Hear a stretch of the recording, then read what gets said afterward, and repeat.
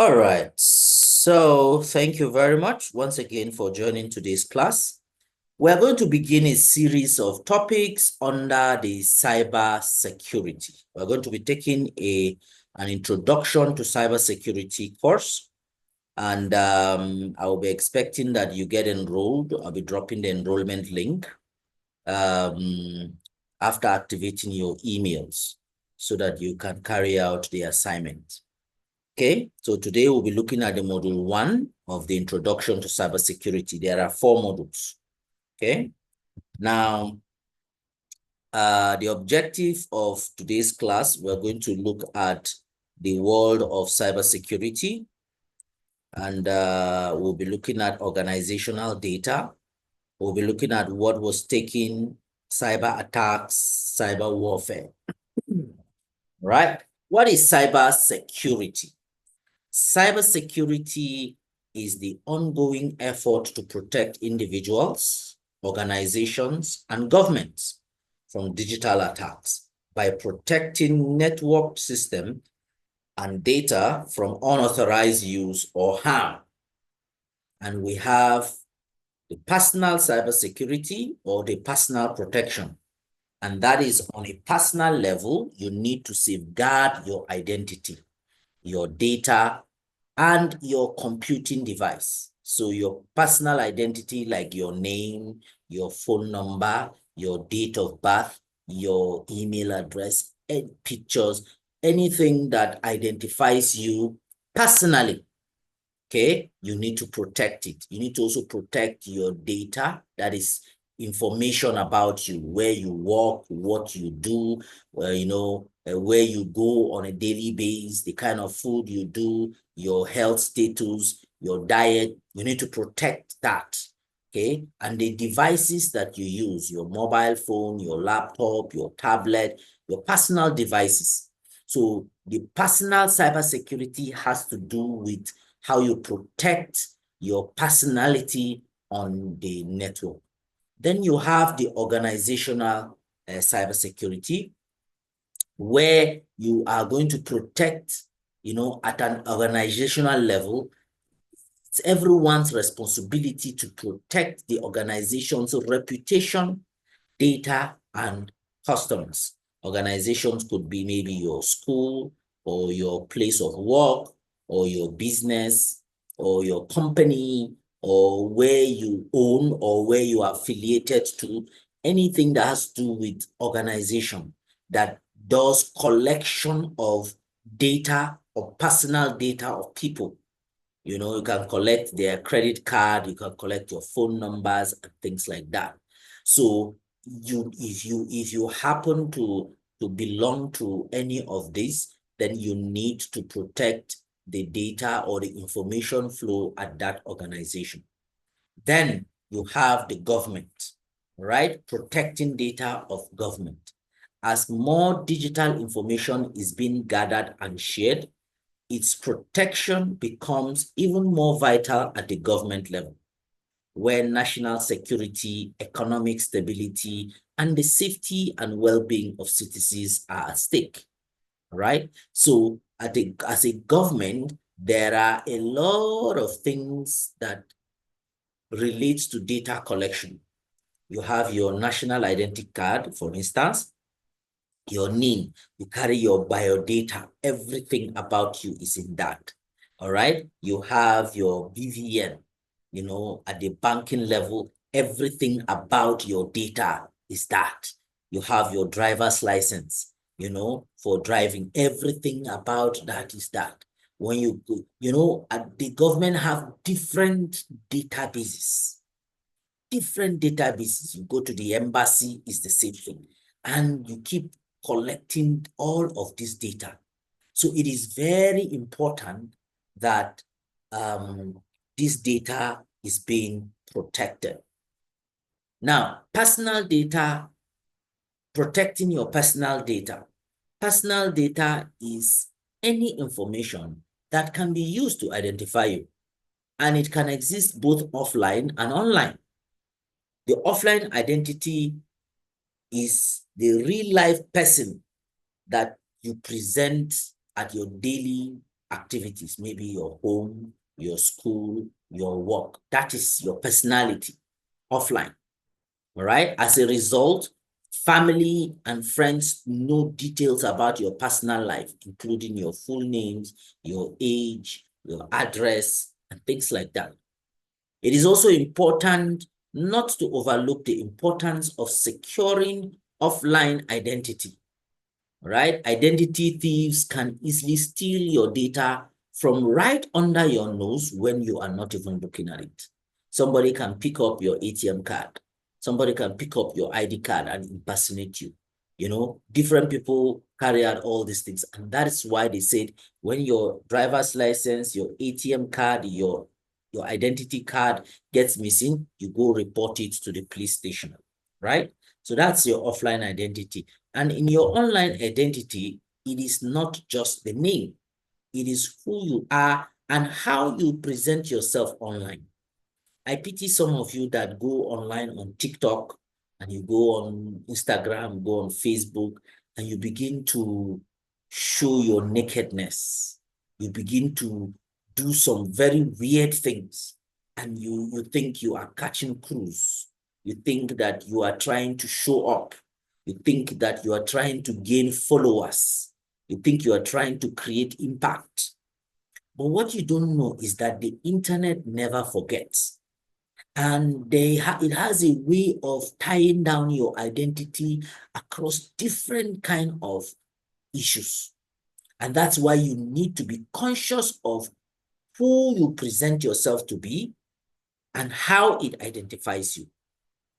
It includes your usernames or aliases that you use on your online accounts, as well as your social media identity that you establish to portray on online communities and websites.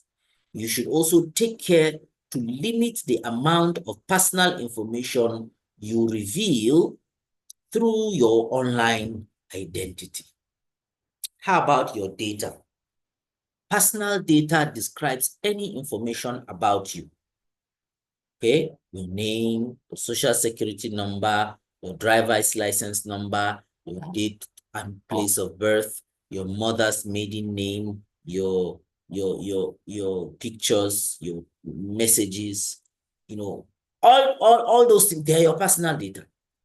And criminals can use this sensitive information to identify and impersonate you, infringing on your privacy and potentially causing serious damage on your reputation.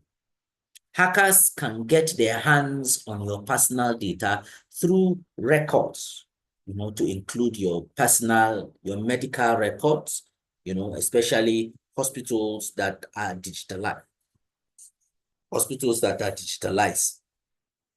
Every time you visit a doctor, personal information regarding your physical, mental, and well-being is added to your electronic health record.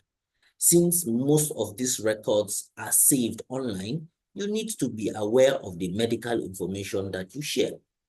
These records go beyond the bounds of a doctor's office. They also get this information from education records.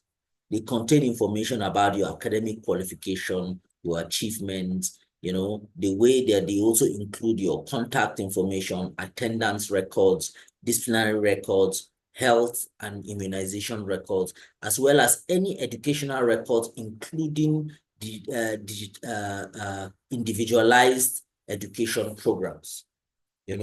Like now, if you are in school, when you got admitted, you submitted your biodata, and then you went through your first semester examination, you got your result approved, it's uploaded, and then by the time you finish the school, you get a transcript, and the transcript is just a reflection of the academic records that you have been. If somebody gains access to your entire record, then it's a problem. So hackers will target that as well. Okay. Then hackers also will target your employment and financial data or record. Employment data can be valuable to hackers if they gather information on your past employment or even your current performance review. Your financial record may include information about your income and expenditure, and so on and so forth. all right? And that is very, very sensitive, very, very, very sensitive. So where is your data? Because the concept of data is very, very important. In fact, someone says data is the gold, is the new oil now, all right? It's the new oil. So where is your data? Very good question. It says, imagine that yesterday you shared a couple of photos of your first day on a job with a few of your close friends, right? But that's, Lukman, please, you can stop what you're doing. Thank you. But that should be okay, right? Let's see. You took some pictures at work on your mobile phone. Copies of these pictures are now available on your mobile device. You shared this with 5 close friends who lived in various locations across the world. That's not enough. All of the friends downloaded the photos and now have these copies of these photos on their devices. One of your best friends was so proud that they decided to post and share your online photos. The photos are no longer just on your device. So you see, you don't have control over it because it has gone viral now. They, in fact, ended up on servers located in different parts of the world, and people whom you don't even know now have access to the photos. The question is, if you wish to delete it, what will it take you to delete it? All right? And so imagine if you have a photo you will not want to go around the world, and that photo goes, it becomes a problem. So this data is then located in different servers around the world. What more about that? This is just one example that reminds us that every time we collect, share personal data, we should consider our own security. There are different laws that protect your privacy and data in different countries. So, but do you know where your data is? That's the question again. Following an appointment with the doctor will update the medical record. For billing purposes, this information may be shared with the insurance company. In such cases, medical record or part of it will now be accessible by the insurance company. And that becomes an issue. Stores, loyalty cards may be a convenient way to save money on your purchases. However, the stores is using the card to build a profile for purchasing behavior, which it can then be used to target you with special offers for marketing partners. That is it. All right. So how about smart devices? Consider how often you use your computing devices to access personal data. Unless you have chosen to receive paper statements, you should probably access digital copies of your bank account statement via your bank website. So, and when paying a bill, it is likely that you've transferred required funds via a mobile app. Most of you do. But besides allowing you to access your information, computing devices can now generate information about you as well. Wearable technologies such as smartwatches and activity trackers collect data for clinical research, patient health monitoring, and fitness and well-being tracking as well, when you are using your smartwatch and then your tracking devices. So as a global fitness tracker, market grows, so also does the risk of your personal data. So you see that we generate data every now and then, and it's growing and it's growing and it's growing. How about identity theft? Not content with stealing your money for short-term financial gain. Cyber criminals are invested in a long-term gain of identity theft. What does that mean? It takes your identity and claims to be you to perpetrate different criminal activities. And that is identity theft. So anywhere you go, they can use your identity to steal, identity to gain access to certain buildings, identity for almost everything. And then at the end of the day, you are the one that will be arrested. Medical theft.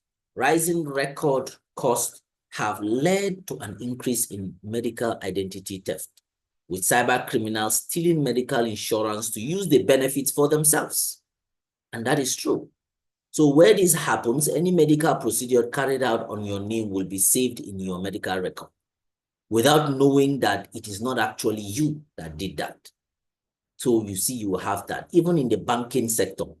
All right. Stealing private data can help cyber criminals access bank accounts, credit cards, social profiles, and even other online accounts. And armed with this information, an identity could file a fake tax return and collect refunds. They could even take out loans in your name and ruin your ratings and your credit card and things like that. So you see, data is very important. Who else wants your data? It is not just criminals who may seek to get your personal data. You have service providers, the internet service providers, like your MTN, Glo, all these service providers. They, in some countries, they can even sell this data to advertisers for profits, because you make calls. You make calls a lot. So imagine the number of calls that people make in a day. So if you go to a particular telecom mast and harvest this particular kind of data, you can just but imagine the information that can be sold with that kind of data, right? Advertisers also need your data because they target a group of people. So targeted advertising is a part of internet experience. See, I want to target male. I want to target female between the ages of 13 to 21. I want to target entrepreneurs. I want to target civil servants. I want to target elderly men. I want to target these advertisers so that they can advertise different products. Have you observed? Maybe you're on the website or certain kind of websites, and then you see certain type of adverts sent to you. How do they customize those adverts to meet your own need? It is because of this. Search engines and social media platforms also gather information about you because these platforms gather so much about your geolocation, about your phone number, about your political and religious ideologies. They will search about your history, your online identity, your digital footprint, and so on and so forth. And you'll be shocked who they will sell it to. How do you think Facebook and so many other social media make their money? All right. Yes, by advertising as well. But you open the platform for free. Is that not so? You don't pay. Only those who want to do premium services pay. Websites that you visit also have cookies that track your activities. Right? So that is it. How about organizational data? Traditional data is typically generated and maintained by all organizations, big and small, including the transactional data, such as relating to buying and selling, production activities, and basic organization operations, such as any information used to make employment decisions. And then also intellectual property, such as patent, trademarks, and new product plans, allow organizations to gain economic advantage over competitors. This information is often considered a trade secret. It could prove dissertations and things like that. Okay. All right.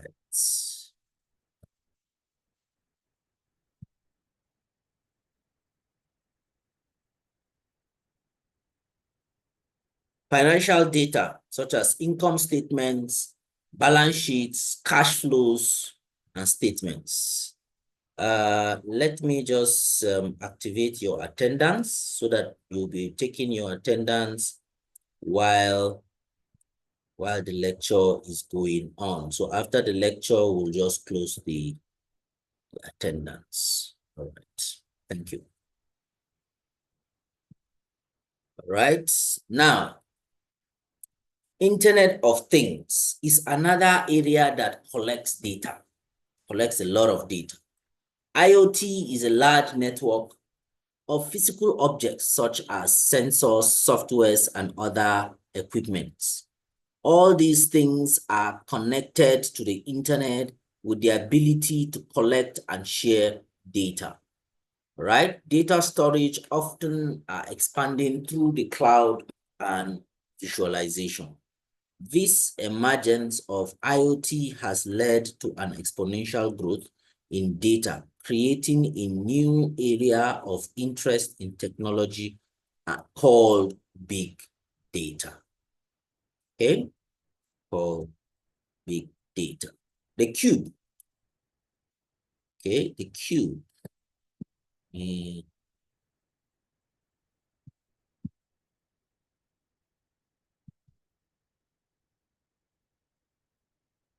Let me just clean this so that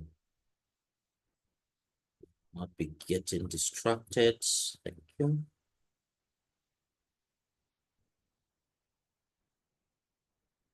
Okay, so the cube. The security model has 3 dimensions. That's why it's called the cube. And it's called, we have the confidentiality, integrity, and then the availability. These are the 3 fundamental principles of protecting information. Confidentiality is actually a set of rules that prevent sensitive information from being disclosed. That's confidentiality. So disclosed to unauthorized people, resources, and processes. Method ensures it includes data encryption, identity proofing, and 2-factor authentication. Integrity ensures that system information or processes are protected from international or accidental modification. One way to ensure is to use the hash function or checksum. Then availability means that authorized users are able to access systems and data and where needed, and those that do not meet established conditions are not. This is archived, right? The protection of information in each of its possible states, right, is on another side. And that is handled in area of processing, storage, and transmission. Processing refers to the data that is being used to perform an operation such as updating a database record, and things like that. Storage refers to data stored in memory or on a permanent storage device such as hard drive or solid state drive or USB. Transmission refers to data traveling between systems, right? Then this is the third aspect. So you see, we're looking at different sides of the cube, okay? And this side looks at the security measures used to protect data. And one of it is awareness, training, and education. Another is technology. And then you have the policy and procedures. And with the awareness, training, and education are measures put in place by organizations to ensure that users are knowledgeable about potential security threats, the actions they can take to protect information, and the system as well. Technology refers to the software and the hardware-based solution designed to protect information, such as firewall, which is continuously to monitor your network in such areas. Okay.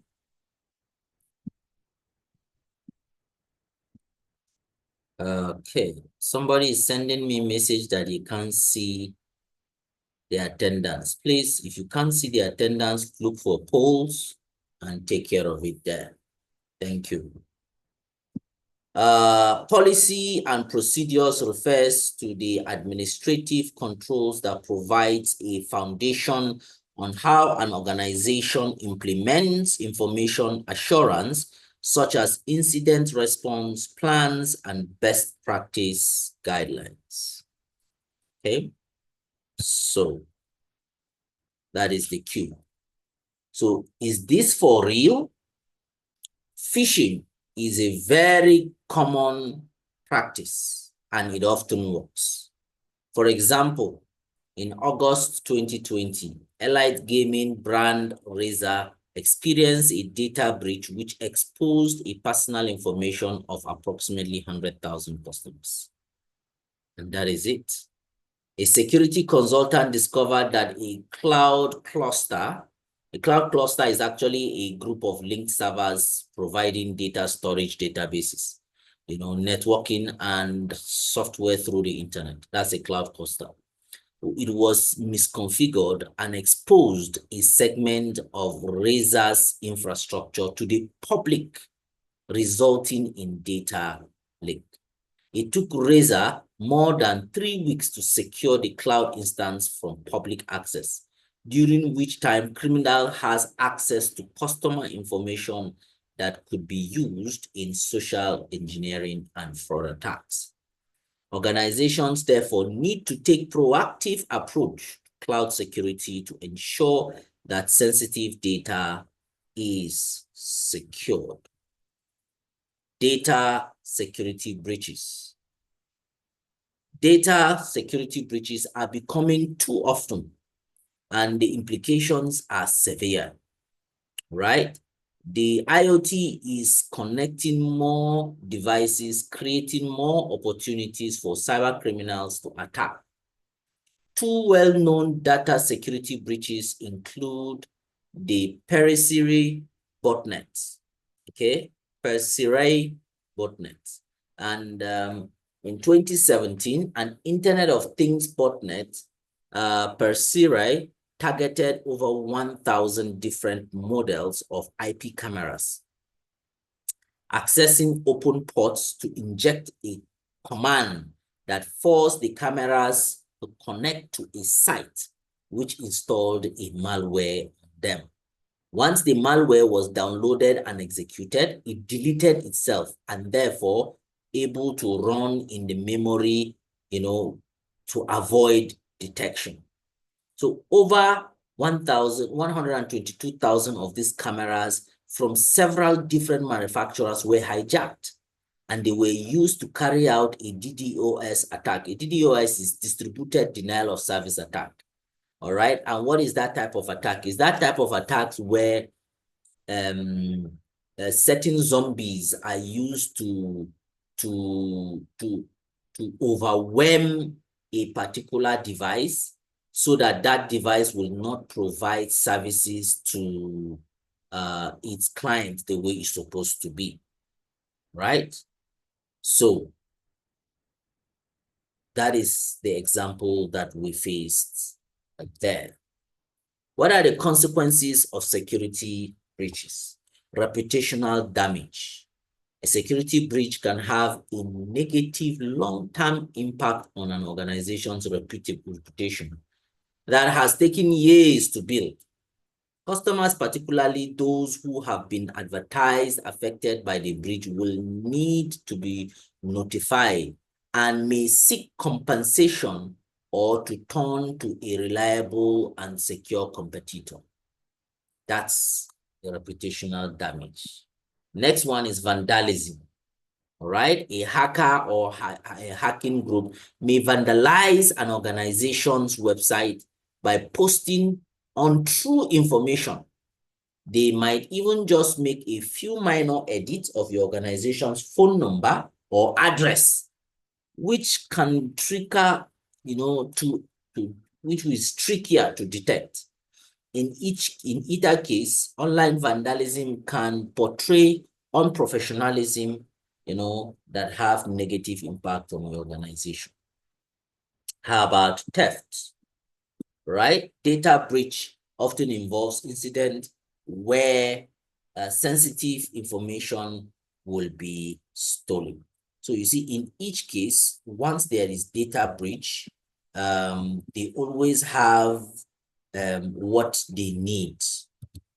So you may not know what exactly, but they always have. Loss of revenue. Once there's theft, there's always loss of revenue. Then damage intellectual property. Finally, cyber attacks. Cyber attacks range from amateur to organized, and they will be trying, anything to get hands on personal information. They are often categorized as white hat, gray hat, or black hat hackers. Okay. Amateur hackers, usually we call them amateurs because they are script kiddies. They are basically using it to, how do I put it? They're using it to practice, all right? To practice whatever it is that they want to do, and see how it will work, right? Right. So I think I have Ugochukwu, Uzochukwu, who is causing us some distraction. Please, can you ensure that you stop that so that will not cause distractions? If you repeat it again, I will block you permanently. Thank you.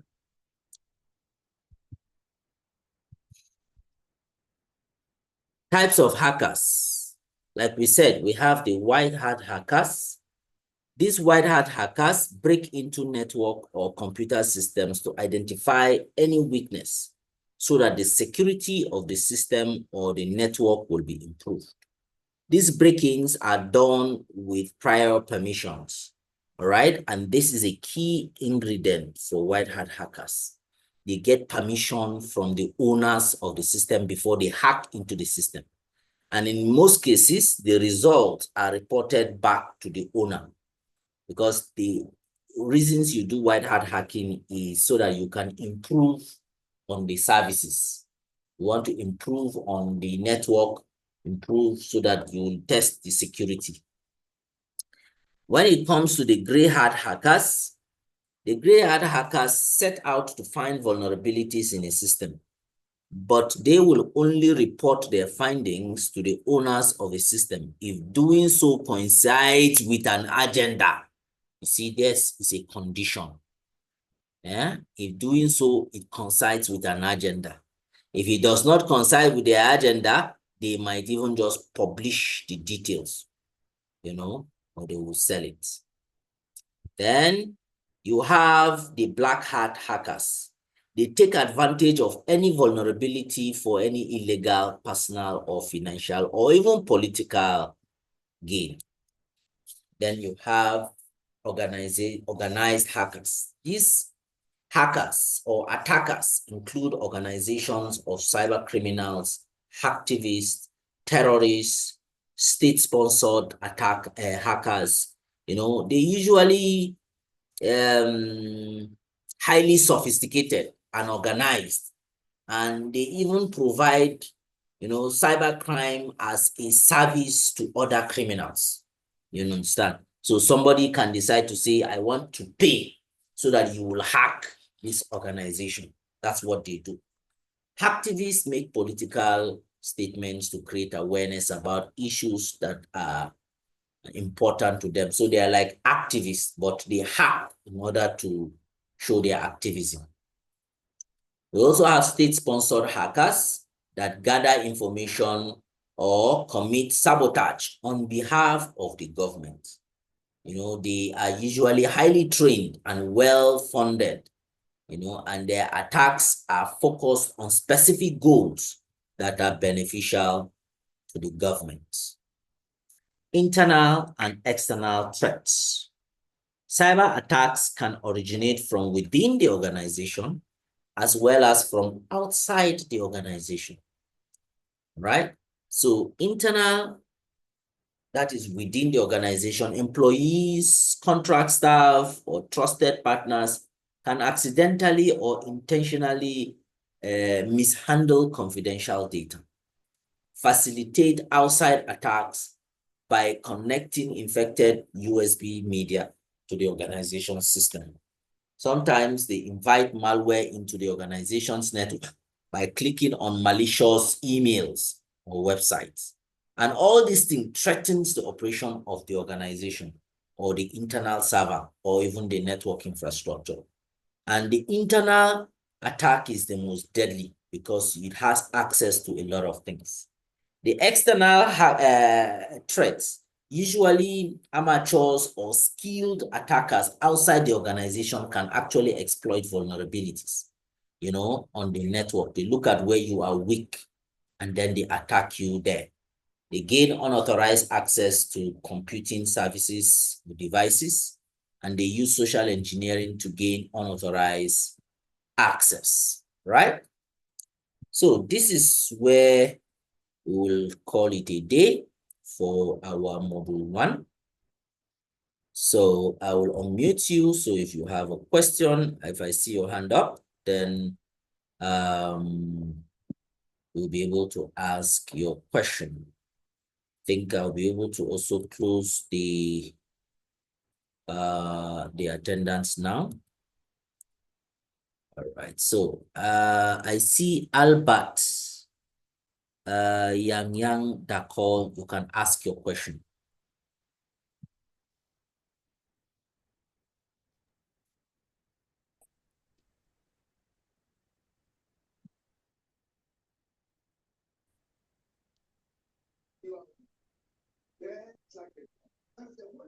Albert.